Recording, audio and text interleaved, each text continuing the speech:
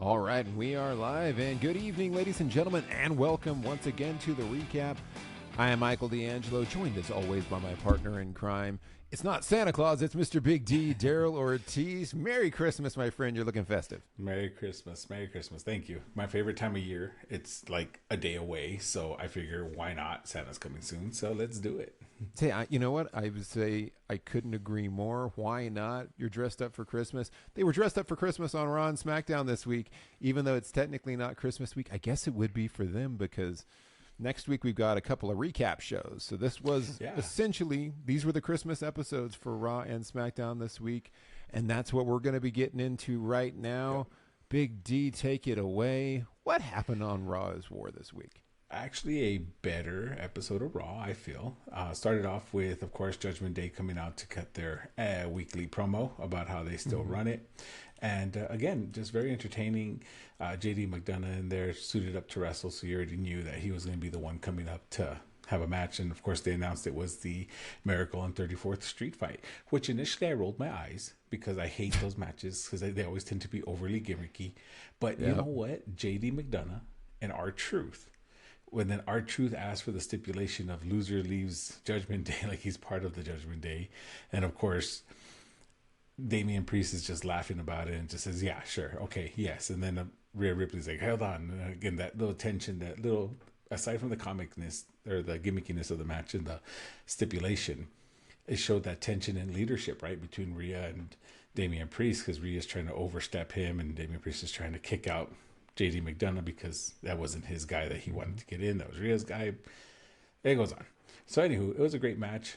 Lots of course, Dom interference. Of course, he had to get his heat. Dom was interfering pretty much every chance he got, handing out weapons, handing out chairs, candlesticks, whatever.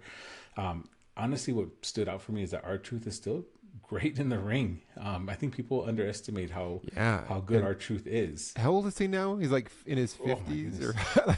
I think he's got to be like close to 50. He looks fantastic for his age, and he can still do it. Yes, he moves so well, hitting all his spots, which was great. And the best part, and I saw who was getting hit with a Christmas tree. That was awesome. That was a good spot. Of course, Truth was able to overcome, and then the best part is the way he won, right? Of course, he won the match, but it was an accidental. He just fell with JD and McDonough in his arms, and he just fell forward, put him through a table, and got the victory. That victory without doing much harm on JD McDonough. Saying that he's kicked out of Judgment Day. Well, there's harm because I guess JD's out of Judgment Day. That's where I'm like, are they going to actually honor it? How's this going to end up playing out? So I was wondering too. Yeah, I agree. It was interesting, but later on in the night, we got the promo of it where Damian Priest is telling, well, I mean, you lost. And they're like, no, you can't. And of course, Rhea steps in and they're like, no, you're not really kicked out of Judgment, which I thought was a cheap thing to do. I was thinking, entertain that for a minute. Let's see how that goes.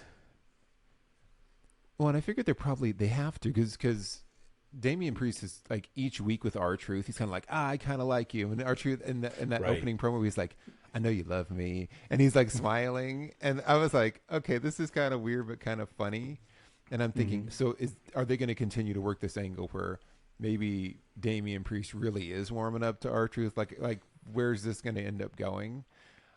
So it was one thing too from that opening segment, when they come down, they cut the promo and you have, I think it was Finn, but they were trying to tease because the main event is going to be the tag team championships on the line against the Creed brothers. And so they start teasing that. Then you have Finn Balor saying, tonight is the biggest night of your life. But for us, it's just another day at the office, which is like the poor man's version of Raul Julia's Street Fighter line about, the day that Bison graced your village was the most important day of your life. But to me, it was a Tuesday. So he give the poor man's version of that, which is a great line, by the way. Right. Definitely. And as I saw that, I remember how much I like Finn Balor, because I really like Finn Balor a lot. Oh, yeah. So just as an aside, it's kind of a bummer to see him as like kind of a bit player in Judgment Day. Because he always seems to fade into the background because it's Damian Priest and Rhea Ripley doing this whole who's in charge thing. And then Dominic's kind of doing his thing. And I just wish I'm like the Demon King kind of deserves more. I agree. At this point, I'm just waiting for him to come back out as Demon King again. Like it's such an awesome way they built him up like that, and it's a shame that they don't do it more, right? It's just I don't know. I have twisted feelings because in my opinion, Finn should be the leader of Judgment Day. He was the leader of Bullet Club. He created. He really should. He has the most credibility out of that group. Yeah. He's a natural born leader. Like the way he talks on the mic, the way he wrestles, he's amazing in the ring. I mean, it's one of those things that he should be. In my eyes, I thought he would have been the leader of Judgment Day. Like, don't get me wrong, I like Damian Priest, I like Rhea Ripley, and I love that, right? But I think it always should have been Finn, and I hope that eventually that comes to fruition. We'll see. But back to the Damian Priest and R-Truth bit, I think Damian Priest is warming up to R-Truth because he sees how much he gets under JD McDonough's skin. And I think that's what's going to kind of, lead way for something. I have a feeling this isn't the last time something like this is going to happen. So I'm curious to see what ends up becoming of it. However, again, good match. I was happy with it. It wasn't too overly gimmicky. I think that the timing went well. I think it was a good length for the match. I think it went. I enjoyed it. Of course, I agree. 'Cause I put that. I was like promos match. It was 20 minutes, and I'm like, oh, this is so much better than 30 to 45 minutes of Drew McIntyre squashing somebody. So I was like, oh, much better start off to Raw this week. Yeah. I totally agree. Of course, next big match that we had was Miz against Gunther for his IC title. Stipulation is that if Miz loses, he can no longer compete for the title as long as Gunther's champion. Kind of insinuating already when you have a stipulation like that, it usually means that they're going to lose. And so, Miz came out very aggressive, showing new offenses, doing some more catch wrestling, kind of meeting Gunther at his level, right? Like challenging him at his submission holds. And, Gunther's chops are amazing. He has the best chop in the game, I feel right now. Still showing off his power as too powerful. But then he chops that post, the ring post, and he hurts his hand, which was, I feel, a great way to give Miz an advantage without it seeming very cheap, right? So you have Gunther hurting his hand, and the Miz being, the person that he is, the opportunist that he is, he just goes for it, starts. Miz kicks out of the power bomb, but then Gunther turns. That was a nice reversal, by the way. He did the power bomb and then stacked him. Then when Miz kicked out, he rolled it right into the Boston Crab, which was very good. He couldn't hit the power bomb again because of his hand, which was a nice reversal by Miz into the skull crushing finale, which I thought that was going to be it. I was shocked. I was like, oh wow, we're gonna have a new IC champ. But again, Gunther kicks out, and then Miz hits another skull crushing finale from the second rope, and I was like, oh, that avalanche one, that's it. Like he hits that. That's over, but then Gunther rolls out of the ring, wisely, ring general, right? And then goes right into a powerbomb, into a ripcord clothesline, into a second powerbomb, and then ends the match. In my opinion, this was probably match of the night, in my opinion. And it's the second match in. And I thought it was a great match. It was very entertaining. It was a good last feud battle between Miz and Gunther. The ending, I loved the way Gunther was he got frustrated and he's like, okay, I'm done toying with you.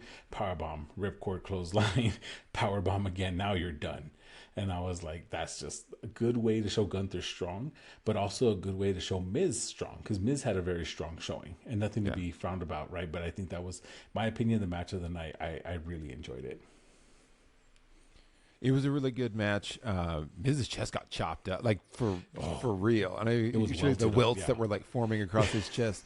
As every single time, it got to a point where I started to wince a little bit each time he would hit him, because I was like, his chest was already pretty banged up. And then Gunther kept every time you hear it, and it was so loud. Yeah. So big props to you, Miz. That was cool. A ton of heart. Really putting it on the line for the fans there. I hate it when they kick out of finishers. And we talked about this before. And so when he kicked out of the skull crushing finale, I'm like, come on. And I'm like, there it is. But then when he hit this one, I was like, oh, well, that's the one that's going to do it, is that from the second rope skull crushing finale. Yes. Yeah. But then he immediately just rolls out. And it wasn't like if he had been next to the rope and just slipped out, it would be one thing. He went like roll. And I was like, you're so coherent that you can consciously do like 3 or 4 rolls to get out of the ring. Yeah. Come on, man. For me, that's as bad as getting your shoulder up again. So I was just like, it's essentially for me, it was like 2 kickouts. I'm like, he's so conscious, he could have just gotten a shoulder up. He could roll like that much to get out of the ring.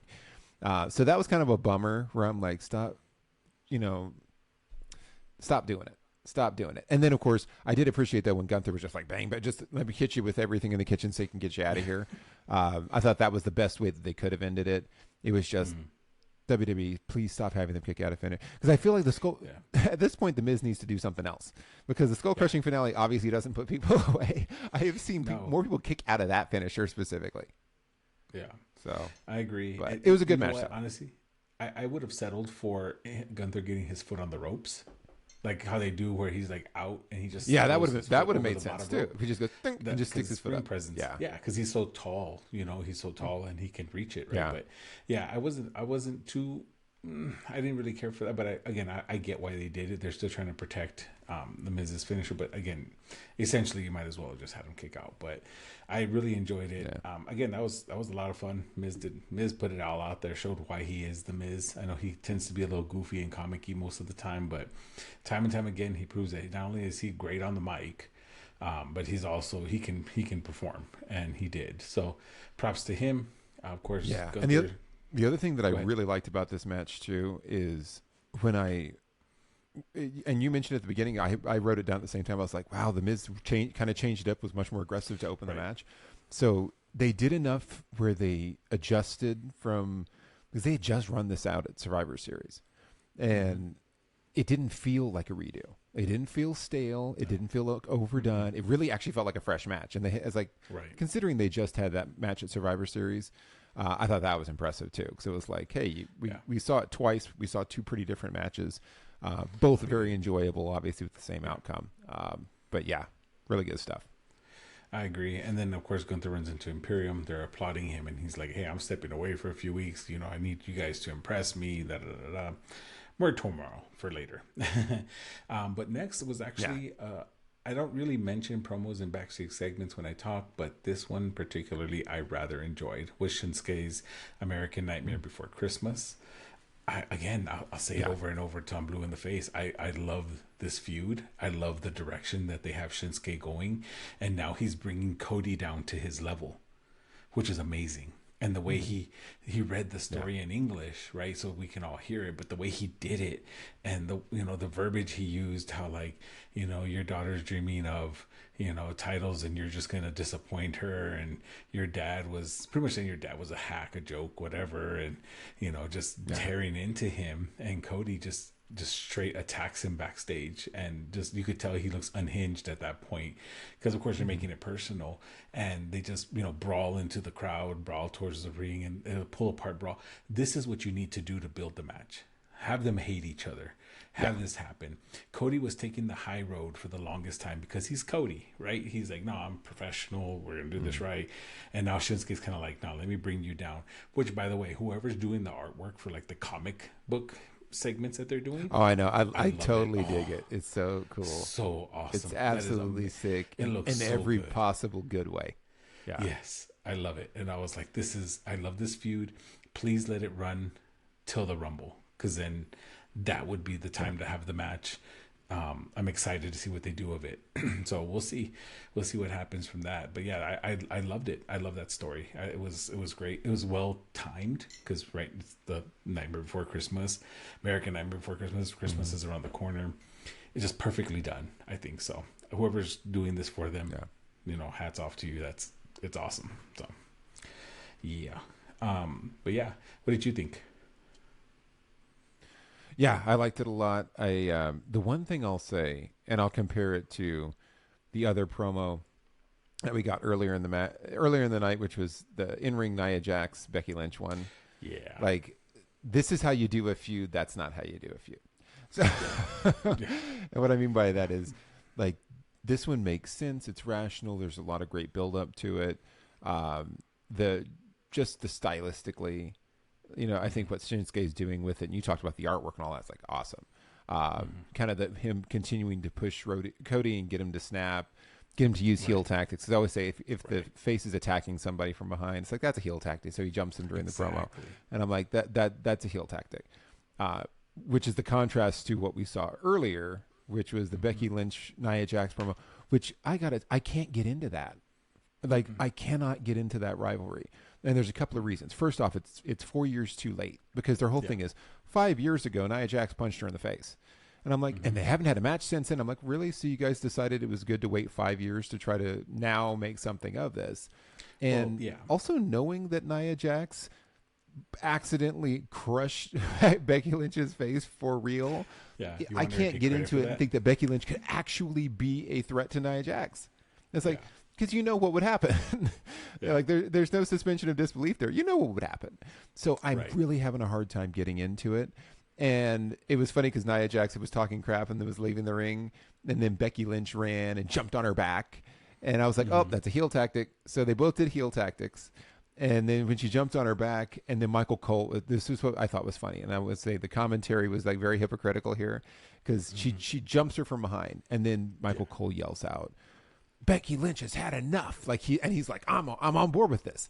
And then the referees pull her off, and then her back is turned, and then Nia turns around and punches her in the back of the head, and then she falls down, and then Michael Cole goes, oh, a cheap shot from Nia Jax to Becky Lynch. And I'm like, wait a minute, dude.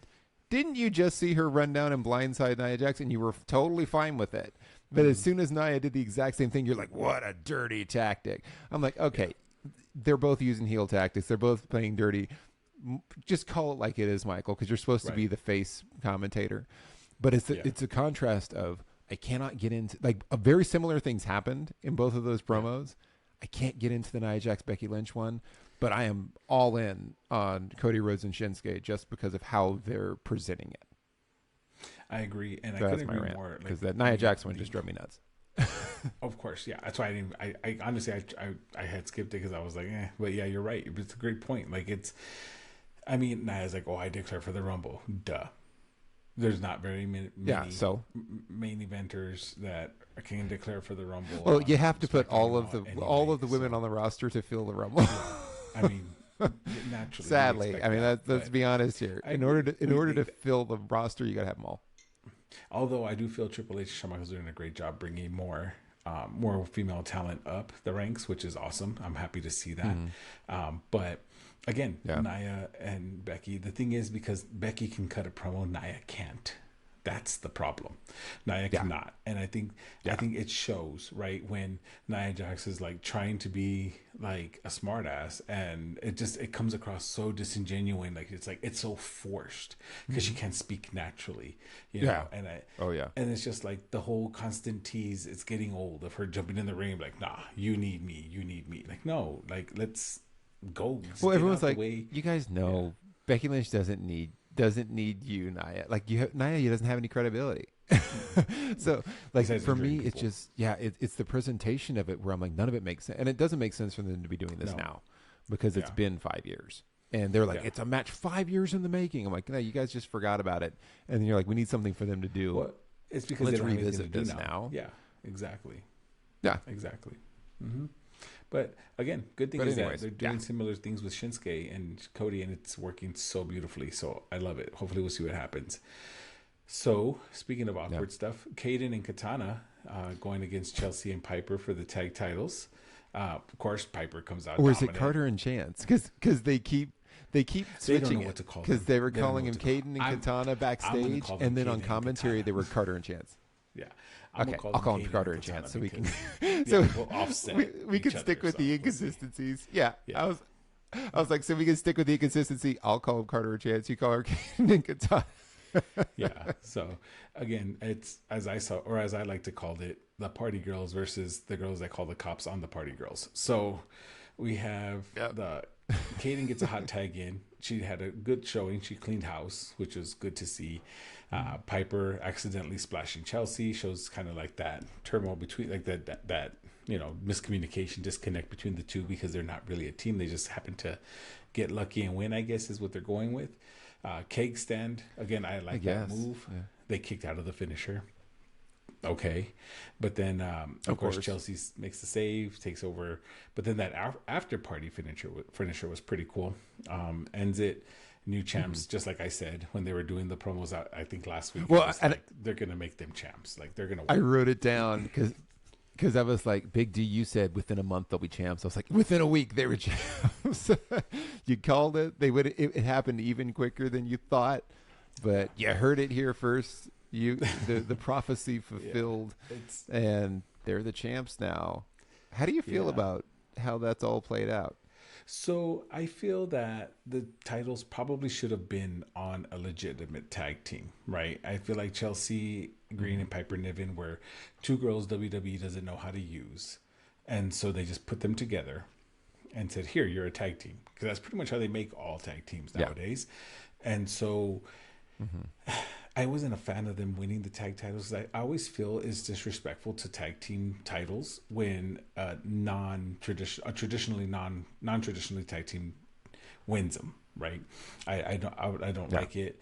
Don't get me wrong. I oh my God, my eyes were so rolled back to the back of my head when Braun Strowman won with that kid back in the day, right? I was like, oh my God, like, don't do that, don't do that. Like, to me, it should be with a legitimate tag team. And Katie and Katana have been built as a legitimate tag team. They were NXT tag team champions. Now they're, WWE Women's Tag Team Champions, which is great. And I think that's due, and I'm happy with that. But then what do? Backstage, you have random tag team number 1 and random tag team number 2, and tag team number 2. Now they're gonna have a number 1 contendership match next week, and I'm like, oh God. Hopefully this is a long reign title match, long enough for them to actually make a splash in the women's tag division, maybe inspire some true tag teams to form and develop. I guess Natalya and Tegan Nox are starting to become a more legit tag team, I guess. So that's one of the teams, like I said, is random tag team number 1. And then, of course, Shayna Baszler teaming up with Miss I Can't Pin Rhea Ripley, but I'm going to win the women tag team titles eventually. So, I mean, again, I don't understand it, but at the same time, I mean, honestly, it made more sense when they were putting Shayna Baszler with former women's champion. I'm going to kick myself because I'm picturing her something. Like Ronda Rousey? Yes, thank you, Ronda. Because they're actually friends. They actually are the 4 horsewomen of MMA, and that makes sense, But then here you have her, teaming up with the next best person, I guess, and I get it. They need something to do, but I feel like they should build better tag teams. Again, you have a perfectly good Indy Hartwell and Mrs. Johnny Wrestling. Sorry, Poison Pixie. You have her teaming up there. Sorry, my mind's going all over the place because I'm just pulling these names out because I'm trying to think of better tag teams that can go for the title than what they have. And of course, you're not going to put two faces. They don't really. Yeah, they don't. And it's funny because I'm glad you mentioned the backstage because the women's this whole kind of unofficial tournament to the women's title, just the women's tag team championships, felt like an afterthought because they had a couple of matches and you had Piper and Green on commentary. And then they were kind of on commentary a couple of weeks. Then they have this match and they lose it. And it was kind of like, for me, it felt very anticlimactic. It felt like, to your point, they were just like, hey, we need to get these titles on an actual tag team. And so it just seemed abrupt and it seemed odd. And so not that, I'm going to call them K squared at this point until they get a name. K squared becomes champions because they're a real tag team. And I'm like, okay, I get that, but it just felt like, hey, we got to get titles off of these two as fast as possible. The backstage segment bugged the heck out of me because you've got Natalya right there and she just goes, well, since we've got new champions, looks like they're going to need new challengers. And I'm thinking, really? Do you happen to know any? Because you and Tegan Nox lost to these two like a couple of weeks ago. So you're not new challengers. Like they beat you in the That's why I'm like, what makes you guys new? Like you guys got beat by them in the tournament. You're not a new go find somebody else. And then they had this really super awkward stare down. And then Zoe Stark standing in the back going like, making this dumb face, and then they're all like staring at each other, frozen, and I'm like, they're waiting for the camera to cut off, and I'm like, well, this is awkward. I want to like just keep the camera rolling. I want to see how this ends. Like, do they just turn around and just walk off because they're all frozen, making dumb expressions at each other? And I'm like, nobody wants to see you guys do a title eliminator. Like, don't rehash this old stuff. To your point, find an actual women's tag team that can go against them. Do something with Kairi Sane and Asuka. Like Warriors. You got to figure out a way to get the actual tag teams.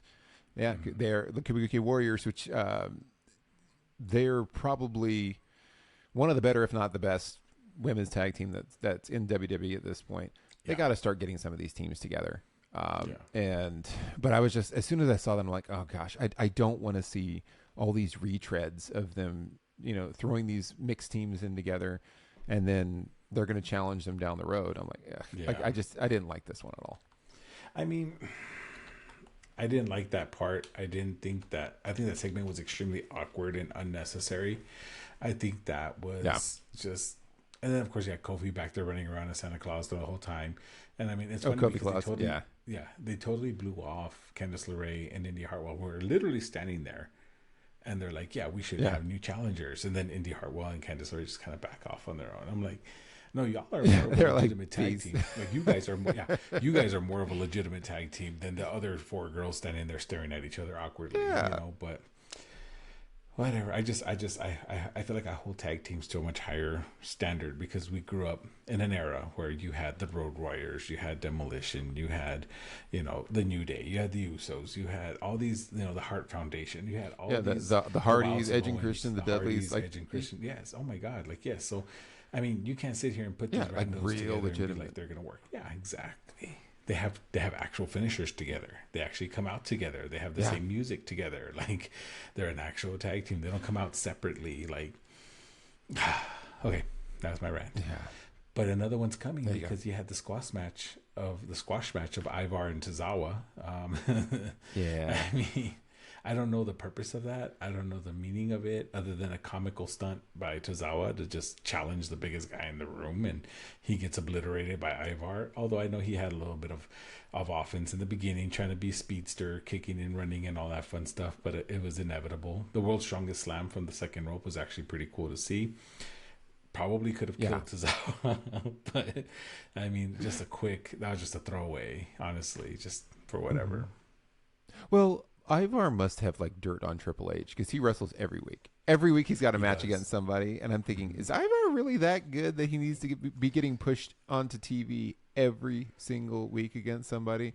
And he's kind of like mixed results. It's not like he's going and walking all over. Obviously, this one was a squash match, but he lost to Bronson Reed, right? And they had a draw, and then he lost. So I'm like, that's just odd to me because I like Ivar, but I don't like Ivar that much to see him every single week going up against somebody else. I get his gimmick. I get he's like, Viking Raiders. I get the whole, I hate Valhalla, the way they just, she couldn't, like, I don't know. I want to bite my tongue. They are very 80s wrestling gimmick where it's like, I'm a Viking and I'm like, I can't talk and I'm grunting it's like, you're a regular person. And it's to the point where like, Michael Cole's even talking trash about the antlers that she wears. Like, because it's beyond silly. Like the Viking Raiders thing always I thought was stupid because it's like, this isn't the 80s where everyone has a crazy gimmick. We know he's not actually a Viking, and we know they actually have him in raiding villages, and like, I don't know. I don't understand why WWE doesn't let these guys keep their original ring names from the indies, because they were actually called the War Raiders, and everyone would chant war. And they were like, no, that's too violent for us. So you're the Viking Express. Oh, they just want to be able. They wanted to be able to trademark it. That's all it was. Like WWE was like, hey, we want to own the trademark on it. Yeah. Same thing with Damian Priest. Damian Priest was Punishment Martinez. I think is a better name. Especially being in Judgment Day. Well, then Damian Priest. Yeah, exactly. Yeah. The Archer of Infamy or whatever. And then they water down a lot of these guys when they come out from the Indies. That's why I think that's why Keith Lee left. And Keith Lee had an amazing gimmick, but Vince just never got it. And that's why Keith Lee ended up leaving, and now he's, in AEW doing his thing. But I feel like they watered down these gimmicks and they let these guys do their thing. And I mean, Karrion Kross had, before they started messing with it, I feel he had like the best entrance in all of WWE when he was in NXT. Granted, the lip syncing with his wife was a little weird at first, but once you get over that, like that Fallen Prey part where he goes to like red strobe is just like, it's intimidating, it's amazing, it's awesome. But again, they just start watering stuff down. It's just but speaking of watered down, CM Punk signing to Raw and Seth confrontation recap comes up. So that also, I know. I was like, I thought we were getting through this one without a CM Punk, and I was like, he's on the flashback. Yeah, he's not there, but he is being talked about. And of course, Seth comes. He's in his home state of Iowa, gets a huge pop, rightfully so, because Seth is freaking awesome. Talks about the day one match he has against Drew for the title, which I honestly forgot about with all the CM Punk stuff going on. And Drew interrupts him and tells him, "Well, I'm proud of you because you're not feeding into the CM Punk stuff." And Drew, I don't know if he's going to be a face or a heel. I prefer Drew as a heel. I like him the way he is. Seth tells him he's in his own way because he's hurting himself. And of course, Drew gets mad, tries to jump him, but Seth is ready, fights back. Drew overpowers and hits one of the most craziest Alabama slams on the freaking steps, which was pretty crazy to see. Very nicely done. I think that was a great way to just end that out, because now you're like, oh God, now Seth's going to be, is he going to be ready for day one? Is he going to be ready to go? Did he hurt himself? Like I think he was favoring his arm or something like that. So now that kind of leaves for like room for like doubt. Like, is he going to drop the title now? Which we know he won't, because CM Punk wants to face him for the title. But again, well done. I'll be okay with that. Better than Kofi Claus coming out and just throwing stuff so Imperium can jump him. And for Jay to come out for the save. And then takes a book page out of what's his name's page from SmackDown, the old SmackDown GM. The Holla Holla. Now you have a tag match or a solo match between Jay and Kaiser. Teddy Long. Teddy Long. Teddy Long. Yeah. Yep. So, I was going to say one thing about the Seth Rollins segment. Yeah. So, and this is just because I'm childish and I probably have the attention span of a 12-year-old. So when Seth got out there, he's wearing like that neon jacket. It was like a highlighter yellow or whatever it was. Mm-hmm. And I was like, okay, Seth looked like he was dressed like he was going to a rave, because he had like the pink sunglasses and like the neon jacket. And then when Drew comes out there, he had the Christmas colors on, but Drew walks out there and he gets up in the ring to face off with them. When he takes the jacket off and he's wearing like the Seinfeld puffy shirt underneath it. As soon as I saw that, 'cause it had like the ruffled sleeves, and I cracked up, and I was like, okay, I can't take you seriously in that shirt, man. I don't know who's dressing Seth Rollins, but the first thing I thought was, I don't want to be a pirate. Like I saw that as soon as I saw the shirt, and then I was thinking, Seth is dressed like I have Monday Night Raw at 6 p.m., but Dancing with the Stars at 7 p.m. because he looked like a flamenco dancer, and I was like, I can't take him seriously in that shirt. And then he points, like, when Drew starts talking, he's like, in his best tough guy voice, "You better tread lightly." And he pointed at him, and I was like, I can't get intimidated by you in that shirt either. So, wardrobe, don't dress him like a fool when he's supposed to have a face down with Drew McIntyre, because that's tough enough. Yeah. But anyways, moving on. Yeah, no, I agree. But Jay versus Kaiser, again, I had several issues with this. So, first of all, it starts during a commercial break. So when we come back from commercial, all of a sudden they're like already into the match. There's lots of back and forth. Now, here's what bothered me. They call him main event Jey Uso. They're trying to push him as like, hey, he left the bloodline. He can handle his own. He can do good by himself. He doesn't need a partner. But he's going toe-to-toe and back and forth, making seem as an equal to Kaiser, who's a tag team contender in the mid card. So they're showing him more as like the mid card, not main event. And I'm not, I hate that they're doing that to him, because it's just, he is good. I just think he hasn't found that footing, or I think they have so much going on right now in the main event scene that they don't have an opportunity to really push him properly. So they're pushing him in the mid cards, which maybe is what they're going to do, right? They're going to have him steadily climb up. And of course, he saves Kofi. And towards the end, of course, Vinci's getting interference here and go. And then Kofi comes in to kind of help save them because he's the one that started the match to begin with, because he was the one that got jumped. And then I heard, who was it? I heard Barrett Wade Barrett call one of Kaiser's moves the Kaiser roll, and I was like, "Are we really doing that? Like, are you really? Did you really?" I feel like I tell me missed you that. did not just But, say that. but that's awesome. They called it the Kaiser roll. That's it was great. like a fireman's carry, like a Kaiser roll. Samoan roll kind of thing, and it was like the Kaiser roll. I'm like, wait, I had to rewind it. I was roll. like, wait, did he just? Yeah, he did. I'm like, oh god. But again, near fall with an enziguri. Jay wins by using the spear and the Uso splash after Kofi came back to kind of get Vinci out of his hair. So that was kind of like, it was a meh match. Again, not one I would have seen a main event person taking. Or at least if he was such a main event star, I feel that match went too long for somebody to fight a struggling tag team individual, right? So I don't know. Maybe I'm just being too critical of it, but I just feel like if you're going to keep putting him together with somebody to help him out, then put him back in the tag team with his brother and just leave it at that. Yeah.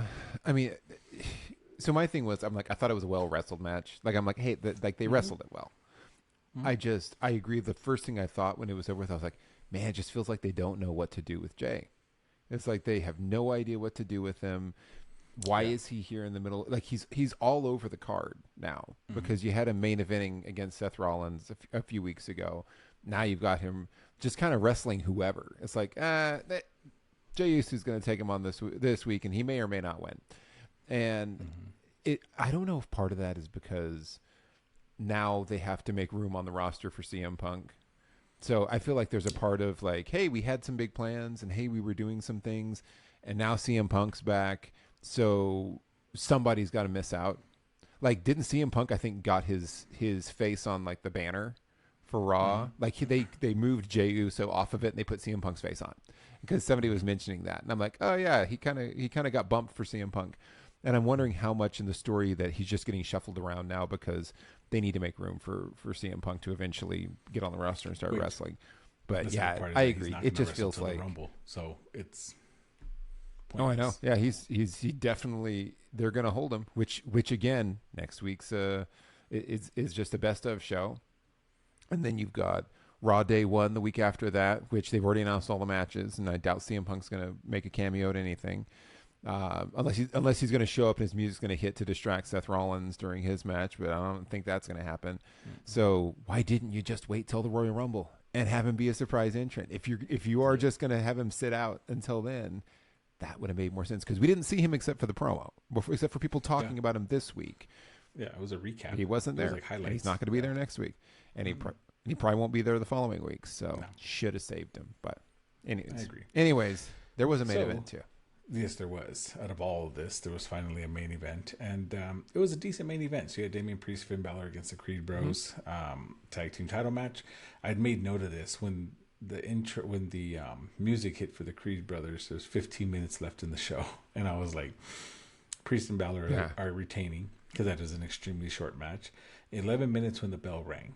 It was like 11 minutes, almost 11 flat. It was start of the match. I kind of laughed because when Damian Priest and Finn Balor were coming out, Rhea for some reason just kicks a Christmas tree off to the side, and I'm like. Okay. Well, and then Michael Cole goes, Rhea Ripley's destroying Christmas trees. It's like, okay, she just knocked it over, man. She's not the Grinch, bro. She's not the Grinch. But then... it wasn't destroyed, just standing up. Anyway. Yeah, and then so Creed Brothers continue to be talked up big by commentary. It looks like they do have some big plans for them. I think eventually they will take on the tag titles. Spoiler alert, they didn't win. But... Yeah, I think eventually they are going to be tag team champions. I just don't think right now is the time because they're trying to tie up all the loose ends of the storyline for Judgment Day first, which is a shame. But we already had one title change hands already in the show, and that's already exceeds the maximum. So, again, very good match. Creed Brothers control early on with Finn Balor. Damien tags in, takes complete control. The hat tag to Julius was awesome because he was just going belly to belly on everybody in the ring as they kept getting up, which was good to see. That standing shooting star press, oh my God, that was like out of nowhere. Yeah, that was awesome. That was freaking nice. And then Rhea jumps Ivy because early on there's a backstage promo where Rhea Ripley says that at day one, Ivy gets her title shot against her for the women's title. I doubt she takes it off of Rhea. But who knows? Maybe this is a good little jump start for Ivy, and we'll see what happens with her. But again, multiple attempts at the Brutus Ball, which was nice to see. A lot of like close attempts, and he finally hits it. And then I like this because nobody kicked out of it, so they're protecting that finisher. Yeah. Damien breaks the count. I just have a note here that Julius is just crazy athletic. That man is jumping all over the ropes and just high jumps to the top turnbuckles. It's insane. I actually did enjoy when Damien tags in and lifts Julius up, but then reverses into the Brutus Ball. And they get the pin again, but then Finn hits the coup de grace, which was awesome to do. That's a good way to break a pinfall. Yeah, that was really well done too. It was. The crowd's chanting, everything's going crazy, and then of course Damian Priest hits South of Heaven for the win, which I feel he should be the one to get the pinfall because he is still Mr. Money in the Bank after all. So you got to leave that area there. So I think it was a great match overall. I just wish it went a little bit longer. I wish it would have just gone a little bit longer. But I think that both teams looked good. Both teams looked strong. Neither team looked weak. Lots of great spots. So a good way to end the show. Yeah, well, for me, this was match of the night. Like, I really enjoyed this one. But you're absolutely right. It was too short. And there was 2 commercial breaks. Like, even though it was that short, they still went to break twice, which is like the thing now. I guess WWE, every single main event, they take 2 commercial breaks. True. And you always can sense exactly when it's going to happen. Is like somebody gets dumped out of the ring and he's like, clearing the ring. And they're staring at each other and no one's moving. It's like, okay, they're going to station break. But they had the 2 breaks and it was a very short match. Lots of high energy the whole time, a lot of fun. And I felt like, though, I was like, gosh, if you wanted to change titles, I kind of wish they had not even had the women's title changed. Like, this one felt like it was more justified because they've been building up the Creed brothers this whole time to be a legitimate tag team. And the Judgment Day's been talking about. Everybody's been talking the whole time.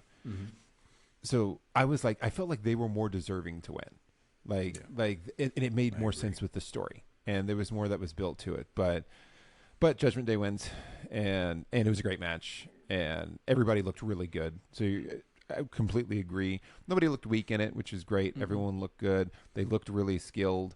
I think you can make the case that Damian Priest and Finn Balor obviously are champions, and they have more championship experience. So that's why they were able to pull it out. Even though the Creed brothers are obviously phenomenal and they're incredible athletes. And they clearly will be tag champions at some point. Oh yeah. But yeah, it was a good way to close the show out. I agree. So I think overall Raw was decent. Scoring wise, I would say I'd probably give it like a B+ because the Jay and Kaiser match really I was got like to not me. an A, B+. Ivar Tozawa kind of The Kaiser roll comment was like, oh my God, yeah. So, but again, Miz and Gunther, great match. Shinsuke's Nightmare American Nightmare Before Christmas, awesome. Tag title change for the women, we saw it coming. And then the final match was great. I think between the Miz and Gunther title match and the Balor Priest Creed Brothers tag match, those 2 matches pretty much saved the show. They were great, entertaining. Of course, R-Truth to start that Miracle on 34th Street fight, I gave it a B+ just because that match helped put it up there, because it was a good opening match. It was not overly drawn. It was not overly gimmicky. It was, done well. And Truth. He's amazing in the ring. So that was great. Yeah. Very cool. Yeah, I'm the same way. I'm like B+. I thought it was really good. Definitely one of the better Raws that I've seen for a while.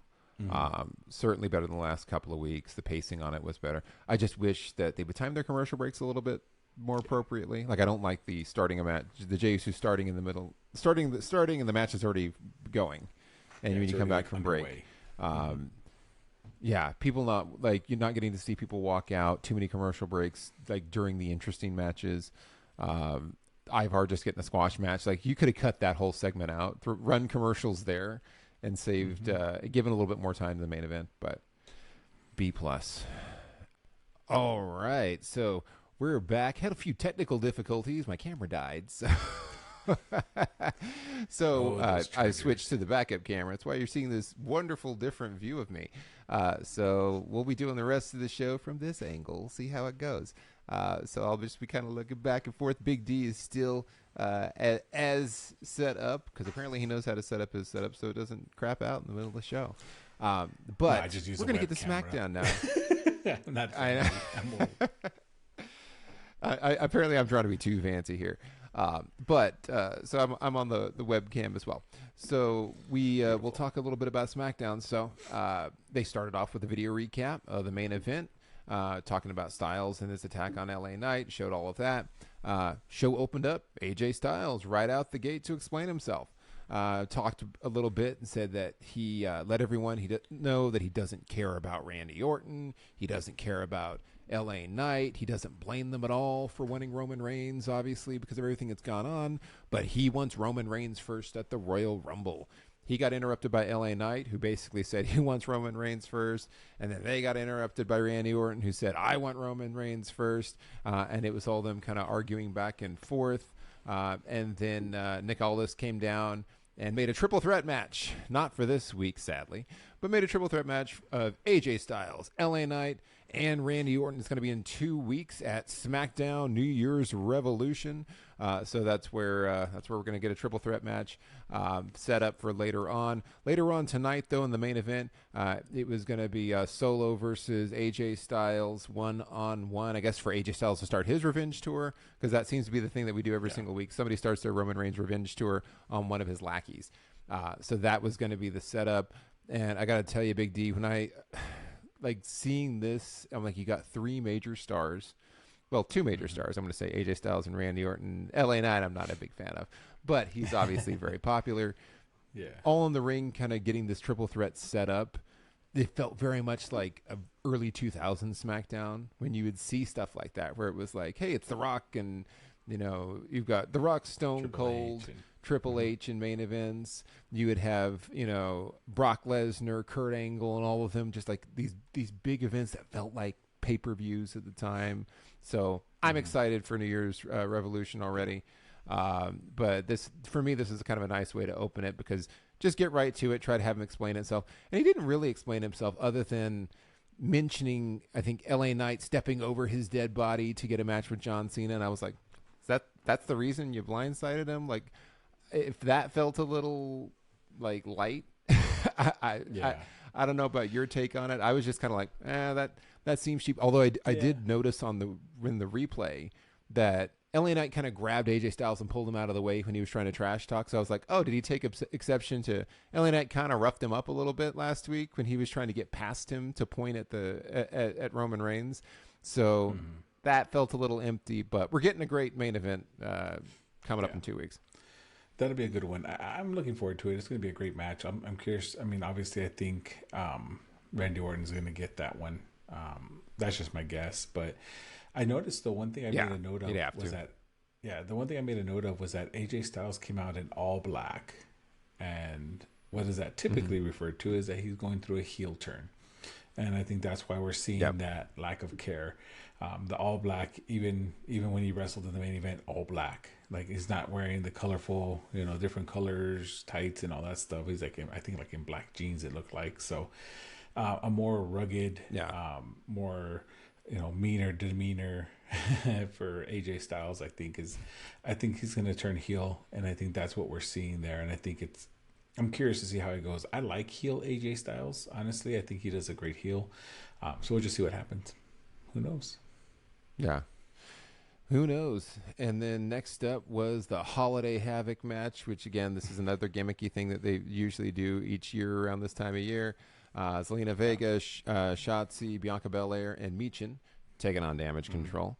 It's a no disqualification, the usual holiday-themed silliness. We had kendo sticks wrapped in Christmas paper and Christmas presents as weapons, and Shotzi got thrown into a Christmas tree, which is my favorite part of the match. These are always fun. They got a lot of spots. There were a lot of cool spots that happened. They reinforced the old stereotype about women not being able to resist sweets because Selena Vega got a pumpkin pie to the face. It was Yeah. fine. You had this is the one thing too where it's like stop doing heel stuff. But during the match, you had Alba Fire and Isla Dawn popped out of some Isla Dawn. Christmas gifts, and or Isla Dawn, excuse me. Isla Dawn popped out and attacked Asuka and Kairi Sane, and then the match ended because like Michin hit a very cool leg drop through the table on Io Sky, and that was cool. It was a cool spot to finish it, Yeah. but it was like Team Bianca Belair won, but they only won because of interference. And Yeah. I'm also like, what? Damage Control can't catch a break now because they lost at Survivor Series in the team. And I thought this was going to be like, oh, they're going to win this one because you don't have Becky Lynch and you don't have Charlotte Flair. You don't have all the heavy hitters. Right. And now they lose again in a big group match. Yeah. But I mean, I had it down as I had it down as a gimmicky but good match. That's what I wrote it down. I put some good spots. I liked actually something that they did different with this one that I appreciated. I thought it was just going to be another Miracle on 34th Street fight, but that's Raw's, so they can't have to call it. I almost wrote down Halloween Havoc, but Holiday Havoc. But Holiday Havoc. One thing I liked about it though is that they wrapped. Somebody took the time to wrap a chair. A steel chair and a gift, and they opened it up, which I thought was pretty cool.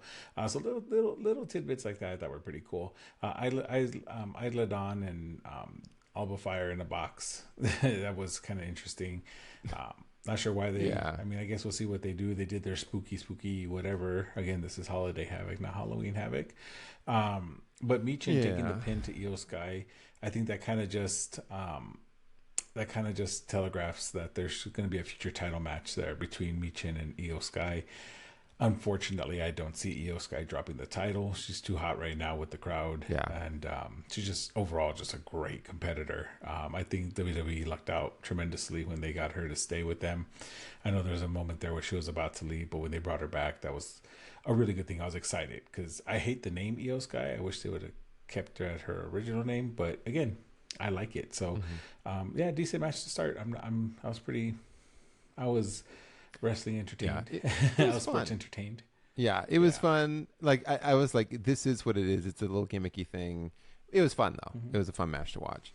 And then we had the backstage. Roman Reigns was like demanded the Paul Heyman bring him Nick Aldis to talk about the triple threat match. And he's like, who's this Nick? I don't know him. And he's like, boss. The Paul Heyman constantly, Paul Heyman going, tribal chief, yes, tribal chief. Like it gets a little weird sometimes, and so he goes and gets him, and it's like that'll play out later. Then next into the NXT North American Championship, the most confusing match of the night for me, Dragon Lee versus Butch.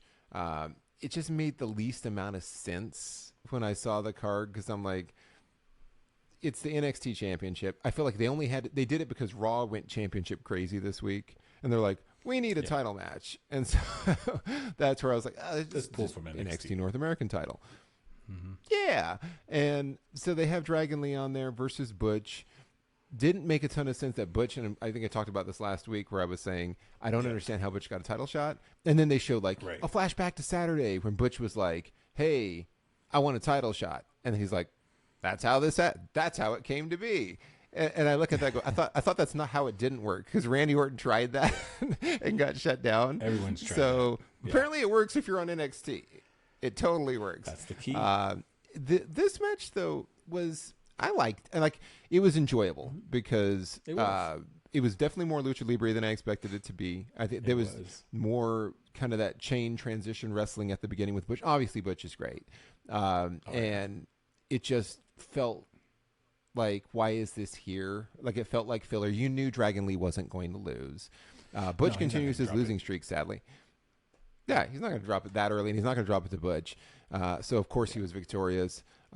It was a good, fun match, and then it also feels like I don't know if they know what to do with Butch at this point. Like I don't really understand where this is going either because he wrestles like every week. I mean, I think they should just drop the whole Butch gimmick, put him back as Pete Dunne, the bruiserweight because that's where he shined best. He had a lot of callbacks to the way he was, as far as being Pete Dunne, with the arm and finger joint manipulation that he would do, trying to break fingers and whatnot, which I thought was awesome. I thought it was a pretty entertaining match. Again, I knew that you don't drop the NXT title on a non NXT show. You save that for an NXT show or a pay-per-view. So obviously, it's a retainment, but I put that it was a good match. I liked the bitter end being reversed to a destroyer so that Dragon Lee can hit the Operation Dragon. That was amazing. I think that's maybe where they keep Pete Dunne, though, or Butch, I should say. Maybe that's where they keep him, right? They keep him in that unofficial, cruiserweight area where like it's more high flying, more fast paced matches, because that's where he truly shines. So I think they're also trying to pawn it off as Pete Dunne has no friends. He doesn't know anybody. He's on his own now because, Sheamus is nowhere to be found right now. I think he's nursing an injury. And then his other buddy is out in NXT damn near killing people again. So, I mean, it's... I think that's kind of the route that they're going to, which we can talk about that part a little bit later because I have my own thoughts on that. But yeah, overall a decent match. I liked it. Yeah, definitely a decent match. Next, we're backstage with Roman Reigns and Nick Aldis had not been summoned there, and Roman just let him know, "Hey, I like what you're doing. I thought this was a good idea, and that was a good idea." But it would have been a better idea if you ran it past me first. Try to lay down the law. Let Nick know how things run around here. Nick wasn't having it, of course. No. He doesn't care. He's the general manager. The buck stops with him. He basically shut Roman Reigns down, and too much to the chagrin of Roman Reigns, and he wasn't happy about it. Next like up, a child throwing a tantrum. U.S. Championship. Oh yeah. He did the pouty thing where he was like, he looked like my 3-year-old. Yeah, where he's like, go give him candy. But you know what? I honestly just a little. They're making Roman kind of whiny though. I feel like they're getting him to the point where he doesn't seem like he's intimidated. He seems like a little fussy child, to your point. And I'm like, I don't know that I like that. Yeah. So I think the cool thing to do here because Nick Aldis, he actually used to wrestle. He's actually a pretty good wrestler too. Yeah. That would be nice to see, kind of like a maybe not as detailed as like the Stone Cold Vince McMahon beef, but maybe kind of have it boil over to where Roman tries to like maybe do something and Nick Aldis kind of shows that he can still go at it. That'd be a kind of cool little throwaway match if they choose to do so. That's something to kind of put on the table and keep in the back of our minds, I think. Yeah, because Nick's still jacked. You can see his muscles through his suit. Like he clearly still stays in shape, and he could probably put on a good one. Speaking of putting on a good one, though, next up was the U.S. Championship Tournament semifinals. Carmelo Hayes versus Kevin Owens. You got another cringeworthy selfie video from Logan Paul talking crap, which is that's going to happen before every single one of these apparently. This one was it was a good match. Did feel like a foregone conclusion that KO would win because he obviously did. And we called it before. We were like, KO's obviously going to advance to the finals. He hit the swanton, followed by the stunner and advanced. And I got to tell you, can we just get KO his own finisher? Like, that's one thing that I don't like, that is he has now moved to doing other people. Because everyone associates the swanton bomb with Jeff Hardy, obviously. It's like, that's his thing. The stunner, he is literally doing the Stone Cold Stunner. Now, because everybody does a variation of the cutter. I mean, the stunner's basically like a cutter. It's more like a sit-down version of it. You've got the RKO, that's a version of the cutter. You had the Twist of Fate, that's a version of the cutter. You had the Diamond Cutter, that's a version of the cutter. They're all the Cody Cutter, but they all are kind of have their own distinct styling to it. He's literally just doing a Stone Cold Stunner, and he's not doing it as well as Stone Cold did it. So I don't like it. It's like, stop recycling it. Just give KO something that's his own. Like, that's the one thing I don't like. But it was a good match. I agree. I mean, and I think it's also because KO's actual finisher is a package pile driver, and pile drivers are banned in WWE, so that's why they don't let him do it. I think if they would let him, that would be his finisher. Is that I forgot what he called it, but it's like a packaged pile driver where he like holds your legs down and like holds you close and then pile drives you down, like old school pile driver style, like Jerry King Lawler pile driver style. That's his finisher, but I don't think they're gonna let him do that since that move is banned. But again, I agree. I think it's a great match. I think the ending was obviously telegraphed because Logan Paul's like, you know who I don't want to see, and is Kevin Owens. It's KO. Because KO better not win. And you're like, oh darn, he won. Well, like, oh shucks. Well, and that's where I'm like, like they really, really telegraphed who was going to win this one. And speaking of which, because they immediately followed this one with the second semifinal, which was Santos Escobar versus Bobby Lashley. And you and I talked about this last week, and we said Santos is probably going to win because it's probably going to be KO and Santos in the finals. And guess what? Spoiler alert, Santos won. We saw another dorky selfie video from Paul where he was kind of running down Bobby Lashley, right? I think in that one. And then I didn't enjoy this one as much as obviously the Hayes KO match was much better.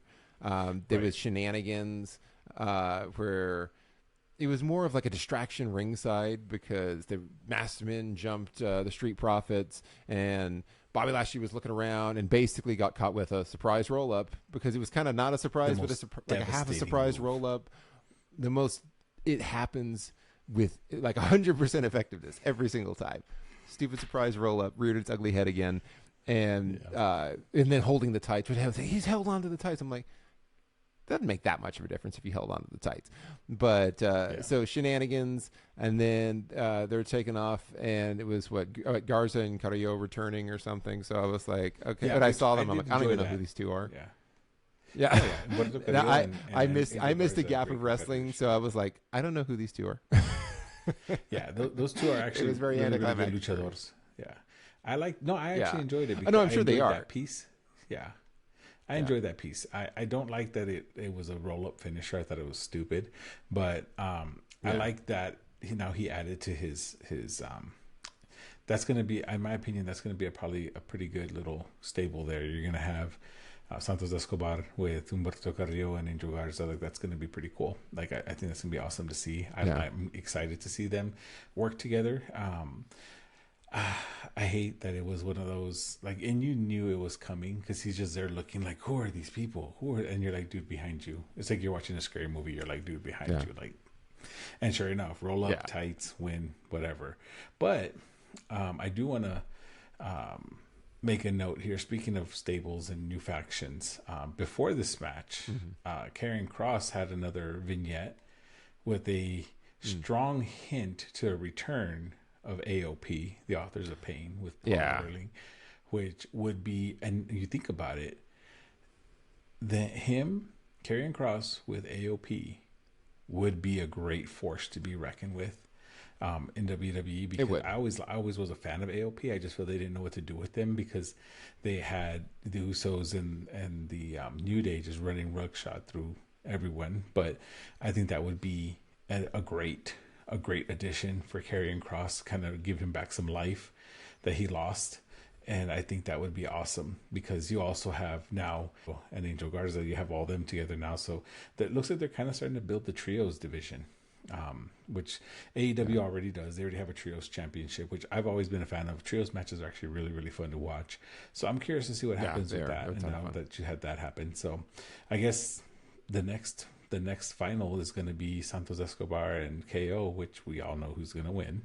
And it's not Santos. Yeah, we know who's going to win that. Well, and this is what frustrated me too about, so as soon as that match ended, like it was like a couple of minutes later, I think they had a commercial break and some other things.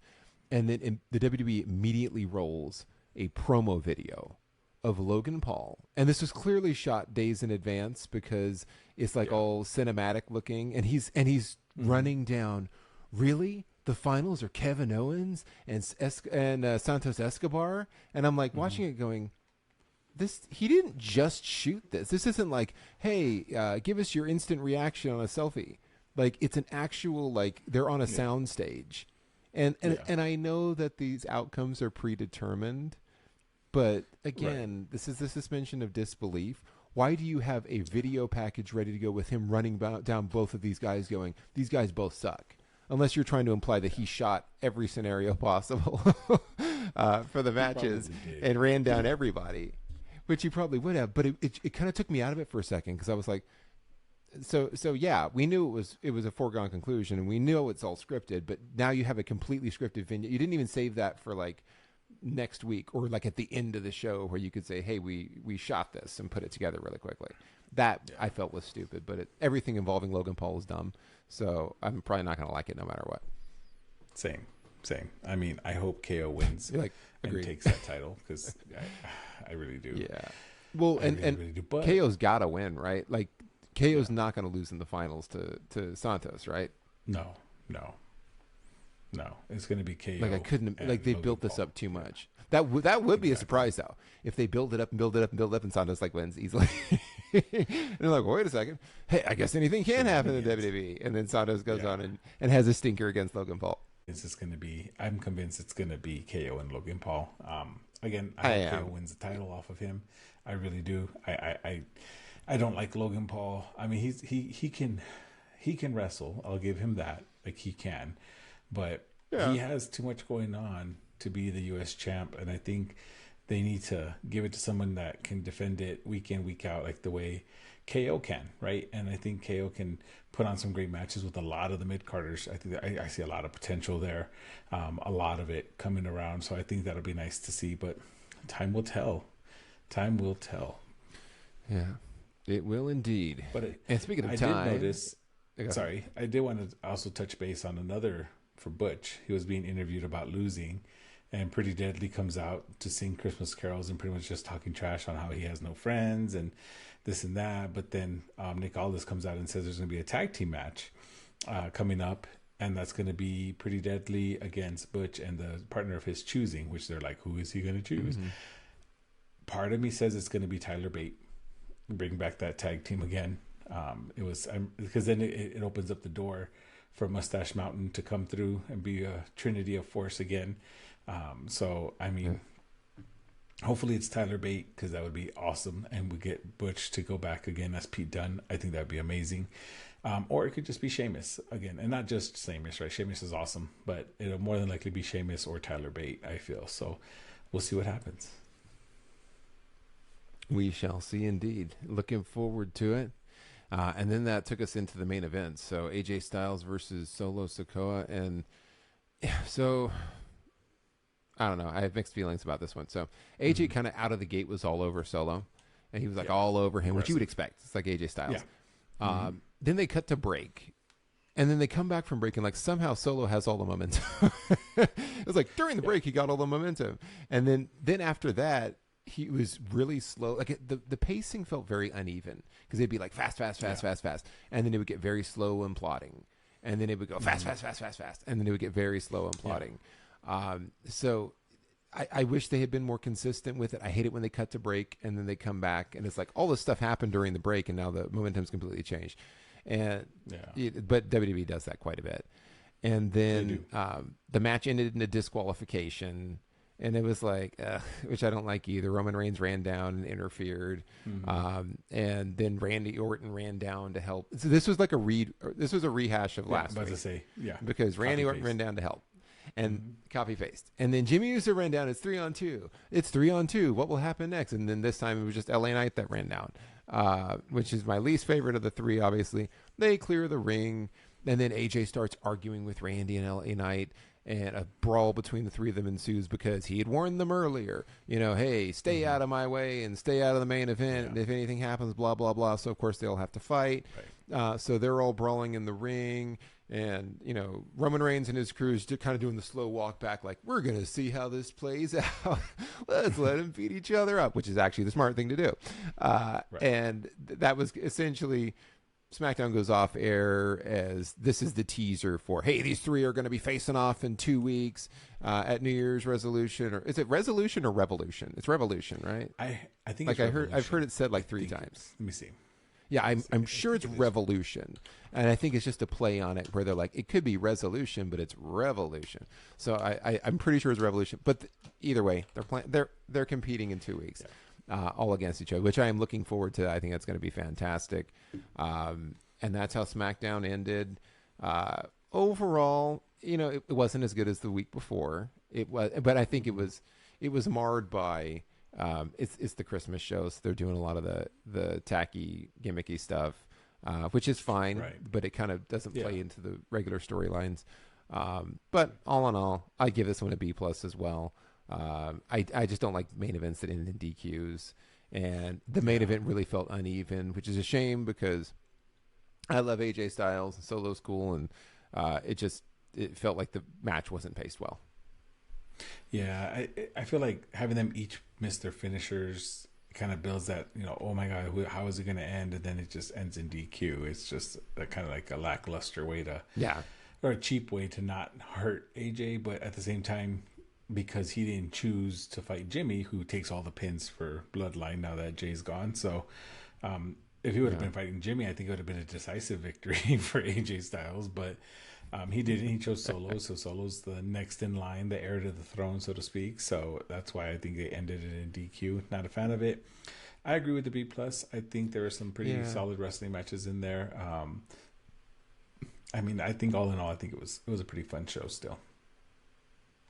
Yeah, it was good, and I'm looking forward to in 2 weeks we'll see how everything goes, because these are kind of pseudo.